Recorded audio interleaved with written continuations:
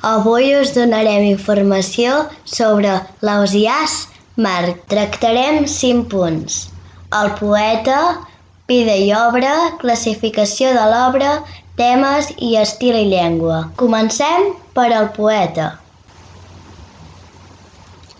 Doncs bé, us explicarem la importància de la figura d'Ausiàs Marc. Ausiàs Marc és una figura equiparable a Ramon Llull. Es pot considerar també un creador de llenguatge, com ho era Ramon Llull. Ja sabeu que Ramon Llull és considerat el creador de la prosa catalana, prosa culta, s'entén. Ja sabeu que amb l'afany que tenia per difondre el cristianisme i explicar que el cristianisme era la religió vertadera, va crear un model de prosa literària molt ric i amb un lèxic molt variat i molt específic per tal d'aconseguir el seu propòsit. Doncs bé, Ausiàs Marc és el primer poeta a escriure poesia culta en català. Com podeu comprovar, entre Ramon Llull i Ausiàs Marc hi ha 2 segles de diferència. La pregunta és, com és que la poesia culta en català triga més a consolidar-se que no pas la prosa culta en català? La resposta és fàcil, per la influència dels trobadors. Ja sabeu que els poetes catalans, fins a Ausiàs Marc, fins als segles XIV-XV, escrivien en occità per influència dels trobadors. Com que la llengua culta, la llengua de prestigi per fer poesia trobadoresca era l'occità, ens trobem que els poetes catalans agafen l'occità i escriuen directament en aquesta llengua la seva poesia. Aquest pes dels trobadors, aquesta influència dels trobadors, durarà uns quants segles. De fet, abans d'Ausiàs Marc ja hi ha algun poeta, com per exemple Jordi de Sant Jordi, que escriu en català.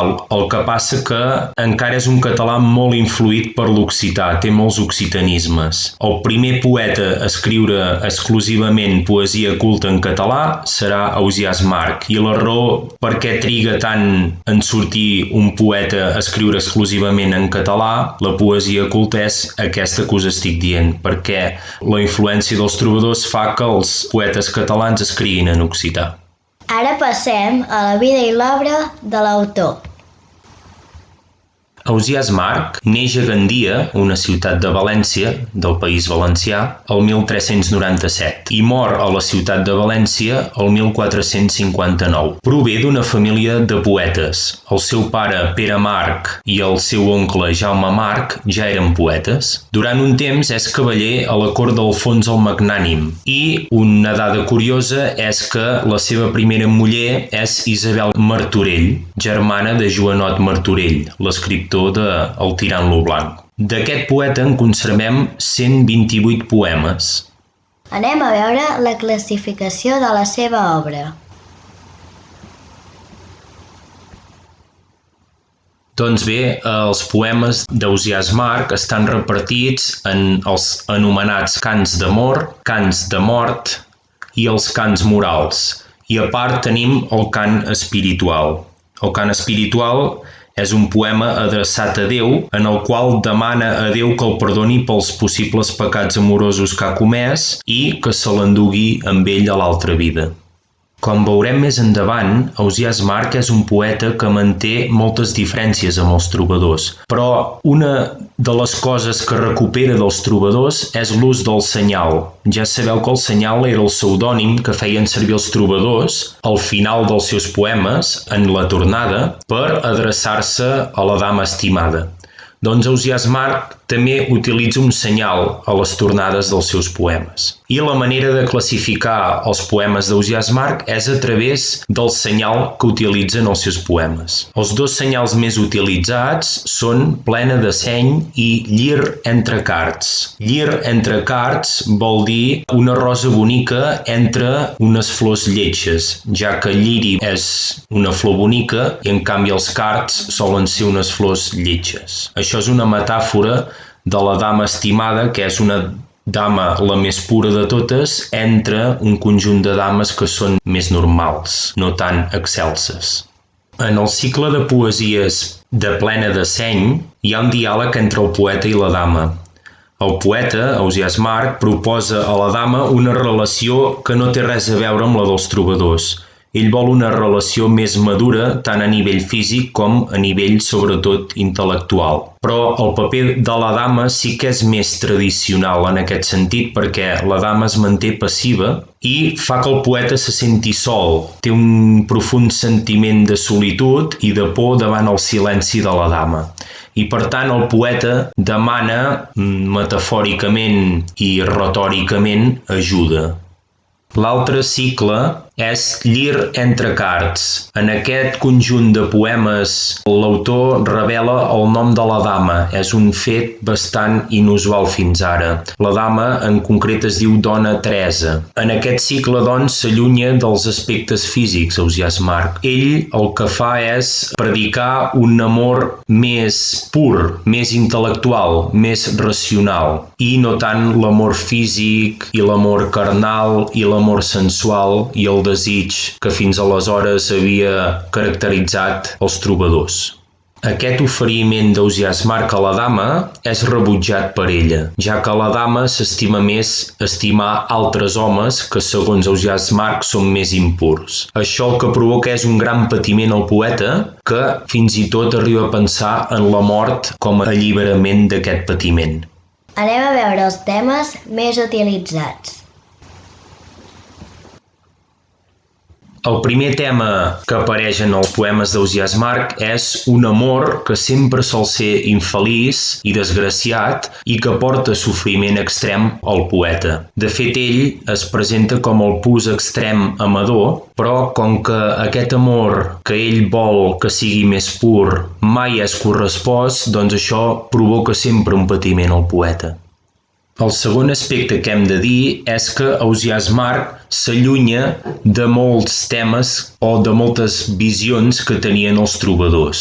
En efecte, la dama en Ausiàs March ja no és idealitzada, sinó que és una dama de carn i ossos, amb les seves virtuts i els seus defectes, és tan humana com el poeta i ja no tenim aquella dama tan idealitzada dels trobadors. Un tercer tema seria la mort.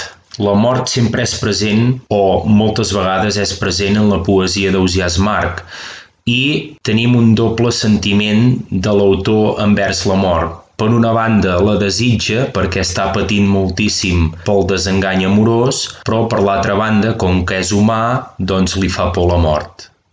Un altre tema és el desig que sent l'autor per l'estimada, però és un desig més intel·lectual, més racional que no pas carnal, com passava abans amb els trobadors. En aquí hem de fer una reflexió sobre la visió de l'amor del moment. Hi ha dues visions sobre l'amor, la visió més aviat científica i la visió que en tenia l'Església. La visió científica deia que l'amor era com una malaltia mental, era com una patologia. I, per altra banda, l'Església ja sabem que considerava l'amor carnal, l'atracció física, la considerava com un pecat. Doncs bé, tenint en compte això, si bé els trobadors apostaven per un amor més físic, un desig més sensual, Ausiàs March sempre aposta per un amor més intel·lectual i més racional. I com que ell és cristià i té por de pecar en aquest sentit, doncs ell sempre fa l'aposta per un amor pur. D'altra banda, relacionat amb aquest tema, en els seus poemes també fa reflexions morals i religioses sobre aquest tema de l'amor. I ell sempre té dubtes de si està fent les coses bé o malament, o de si està pecant o està seguint el camí recte. Un aspecte molt important de la poesia d'Ausiàs March és la lluita constant d'elements contraris. Això passa tant a nivell, diguéssim, extern com a nivell intern del poeta. Internament ell sempre sent sentiments, emocions contradictòries i això el turmenten. I a part d'això, ell també fa servir sempre una oposició de contraris per tal que la seva poesia agafi més força, més tensió. Un exemple de clara lluita d'elements contraris seria, per exemple, la dimensió física i la dimensió racional de l'amor. El poeta sent les dues dimensions de l'amor, però ell sempre aposta per un amor més racional, com ja hem dit abans. Però sempre hi ha el desig sensual que lluita contra aquest amor més pur que el poeta busca. Val a dir que aquesta lluita de contraris, la majoria de vegades no es resol. Per tant, en els poemes d'Ausiàs March sempre hi ha una tensió no resolta que fa que encara sigui més dramàtic. Com podeu comprovar, la visió de l'amor que té Ausiàs March és completament diferent de la que tenien els trobadors. Per tot això que hem explicat, en els poemes d'Ausiàs March hi ha sempre una profunda tristesa i melanconia. Constantment els seus poemes ens transmeten això. Hem de dir també que es tracta d'una poesia bastant egocèntrica. Què vol dir això? Doncs que parla d'ell mateix. Ell és el centre de la seva poesia. Ell, les seves reflexions, les seves tensions, les seves contradiccions. Però, tot i que en algun vers ell ens diu «Jo sóc aquell que es diu Ausiàs March», sembla que sigui molt pretensiós per part seva, però en realitat hem d'entendre això com una interpel·lació al lector o a l'oient d'aquesta poesia. Tot i ser, doncs, una poesia tan personal i un jo poètic tan interior, aquesta poesia s'acaba convertint en universal. Ausiàs March té el do de transmetre aquests sentiments tan profunds i convertir-los en universals. Per tant, Ausiàs March es considera com el primer poeta modern i és un clàssic de tots els temps. Per últim, veurem l'estil i la llengua. Doncs bé, Ausiàs March ja hem vist que volia parlar de l'amor, però sempre ho fa des del realisme. En realitat el que vol fer és obrir els seus sentiments interiors, expressar totes aquestes emocions interiors al lector. I com que vol ser tan sincer, la manera que troba per portar aquesta sinceritat al màxim és fer-ho amb la seva llengua materna, que és el català. Per aquesta raó, Ausiàs March escriu en català. Ell es presenta al lector com el pus extrem amador, o sigui, el més gran i el més extrem amador. Això té a veure amb les seves intencions d'expressar les seves emocions tan fortes que sent dins d'ell. Aquest realisme s'expressa en una sèrie d'imatges que són molt quotidianes, però no hem de confondre el fet que les imatges siguin quotidianes amb el fet que siguin senzilles. No té res a veure, al contrari. En la poesia d'Ausiàs March hi sol haver unes llargues comparacions i llargues metàfores que molts cops no són gens senzilles d'entendre. A més, aquestes imatges i aquestes comparacions són sovint molt exagerades i fins i tot arriben a ser apocalíptiques, cosa que encara transmet més tensió i més dramatisme a les seves poesies. Ja hem dit abans, per exemple, que el tema de la mort era molt present a les poesies d'Ausiàs March. Doncs fins i tot a vegades ni la mort és una solució, o Ausiàs March no hi troba una solució ni tan sols amb la mort. També hem dit abans que la seva intenció és moralitzadora i fins i tot transmetre la moral cristiana de la visió de l'amor. Per això ell sempre aposta per un amor pur enfront d'un amor físic. Pel que fa a la mètrica, Ausiàs March gairebé exclusivament utilitza el decasíl·lab amb cesura a la quarta síl·laba i les estrofes són sempre de 8 versos, excepte l'última, que és de 4 versos. L'última estrofa se'n diu tornada i és on ell utilitza el senyal. Ja hem dit abans que els dos senyals més utilitzats per ell eren llir entre cards i plena de seny. Per acabar, recordar-vos quines figures retòriques utilitza més Ausiàs March.